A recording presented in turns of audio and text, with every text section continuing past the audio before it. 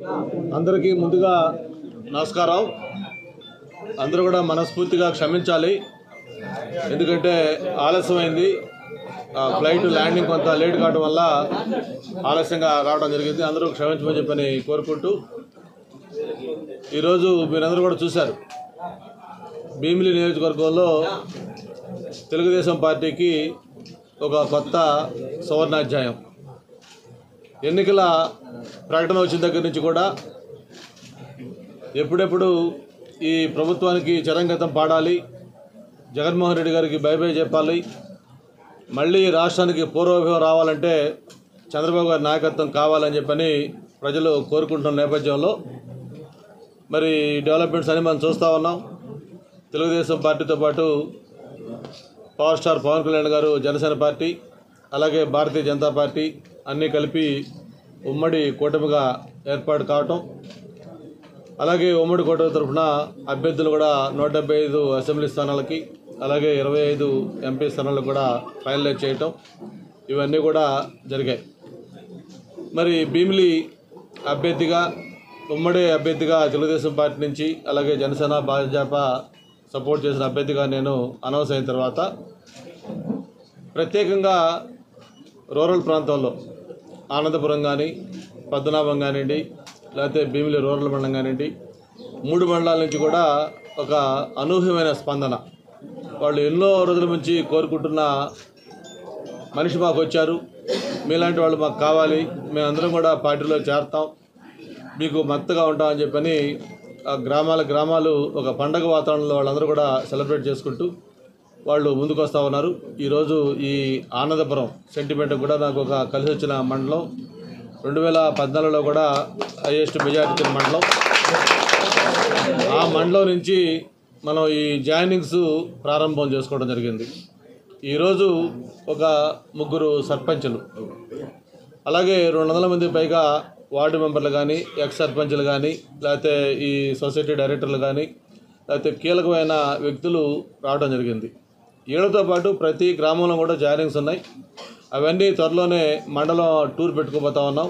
ఆ మండలం టూర్ పెట్టుకున్నప్పుడు ఏ గ్రామానికి సంబంధించిన నాయకులు ఎవరెవరు చేస్తున్నారో వాళ్ళందరినీ ఆ గ్రామంలో నేను పర్యటనకు వెళ్ళినప్పుడు ఆ గ్రామంలోని అందరి పెద్దల సమక్షంలో ఆ జాయినింగ్స్ కూడా చేసుకుంటామని చెప్పని ఈ సందర్భంగా తెలియజేసుకుంటూ, ఎవరైతే ఈరోజు పార్టీలోకి జాయిన్ అయ్యారో చాలా చాలా కీలకమైన వ్యక్తులు, ముఖ్యంగా మీరు చూస్తూ ఉన్నారు, అందరూ కూడా యువత. ప్రత్యేకించి ఈరోజు ఏదైతే భవిష్యత్తు యువత ఉన్నానో అటువంటి యువకులు ఈరోజు ఎక్కువ మంది మొత్తం జాయిన్ అవ్వడం జరిగింది. వాళ్ళకి మనస్ఫూర్తిగా వెల్కమ్ పలుకుతూ, స్వాగతం పలుకుతూ, మీకు నేను అక్కడ ఎమ్మెల్యే అభ్యర్థిగా, ఒక ఇన్ఛార్జిగా మీకు నేను ఒకటే హామీ ఇస్తా ఉన్నాను, మీకు తెలుగుదేశం పార్టీ కుటుంబంలోకి మిమ్మల్ని ఆహ్వానిస్తూ ఉన్నాం. ఈ రోజు నుంచి మీరు మా కుటుంబంలో సభ్యులు. మీ కష్టసుఖాల్లో ఎప్పుడు మీకు తోడుగా ఉంటాం, మీకు అండగా ఉంటాం, మీ బాధ్యతలు మేము తీసుకుంటామని చెప్పని మీకు భరోసా ఇస్తూ, మరి అక్కడ స్థానికంగా ఉన్న నాయకులతో కూడా సమన్వయం చేసుకొని రేపు ఎన్నికల్లో మనం ఘన విజయం సాధించేదానికి మీ వంతు సహాయ సహకారాలు, మీ కృషి ఉండాలని చెప్పని మనస్ఫూర్తిగా మిమ్మల్ని కోరుకుంటూ, మరి మన భవిష్యత్తు అందరం కూడా కలిసి ఒక మంచి ప్రయాణం చేయాలి. దానికి మీ అందరి సహాయ సహకారం కూడా కావాలి. అలాగే మీకు పూర్తి సహాయ సహకారాలు కూడా పార్టీ సైపు నుంచి ఉంటుందని చెప్పిన కూడా తెలియజేసుకుంటా ఉన్నాను. ఇవి ఈరోజు ఆరంభం. ఇక ఈ రోజు నుంచి రోజు కూడా నేను టూర్ షెడ్యూల్ పెట్టుకుంటా ఉంటే దాంట్లో పొద్దున్నే ఈ జాయినింగ్స్ కార్యక్రమం పెట్టుకోవడం జరుగుతూ ఉంది. అంటే ప్రతి ప్రాంతం నుంచి కూడా జాయినింగ్స్ ఉన్నాయి. అవన్నీ కూడా షెడ్యూల్ చేసుకొని ఈవినింగ్ టూర్కి వెళ్ళే ముందు ఈ జాయినింగ్స్ అన్ని కూడా చేసుకోవడం జరుగుతూ ఉంది. దీనికి ప్రధానంగా ఏంటి, మీకు కూడా ఒక అనుమానం రావచ్చు, ఎందుకు ఇంత పెద్ద ఎత్తున జాయిన్ అవుతా ఉన్నారు, ఏంటి ఇది వెనకాల రీజన్ అంటే దీంట్లో ఏం బ్రహ్మరహస్యం ఏం లేదు, అందరికీ తెలిసిందే. 2019 ఎన్నికల్లో జగన్మోహన్ రెడ్డి గారు ఒక ఛాన్స్ ఇవ్వని అడిగాడు. అందరూ కూడా నమ్మారు, ఒక ఛాన్స్ అన్నాడు. సరే, ఏదో రాజశేఖర రెడ్డి గారి లెగసీ ఉన్నాడు కదా, ఏదైనా చేస్తాడేమో ఈ రాష్ట్రానికి అని చెప్పి ఉద్దేశంతో చాలామంది ఆ ట్రాప్లో, ఆ మాయలో పడిపోయారు. ఎంత నమ్మారంటే రాష్ట్రంలో ఎప్పుడూ లేని విధంగా 151 అసెంబ్లీ స్థానాలు, 22 ఎంపీ స్థానాలు ఇచ్చి చరిత్రలో ఒక ఘన విజయం వైఎస్ఆర్ పార్టీకి అందించారు. కానీ జగన్మోహన్ రెడ్డి గారు ముఖ్యమంత్రిగా బాధ్యతలు చేపట్టిన వెంటనే, మామూలుగా పెద్దోళ్ళు సామెత చెబుతారు, ఎవరైనా లేడీ ఇంటికి వచ్చినప్పుడు అడుగుపెట్టిన వేళ విశేషం, వాళ్ళ పోకడేంటో తెలిసిపోద్ది అని చెప్పని. అట్లాగే ఈ ప్రభుత్వం వచ్చిన వెంటనే పరిపాలన ఏ విధంగా స్టార్ట్ అయిందో మీకు తెలుసు.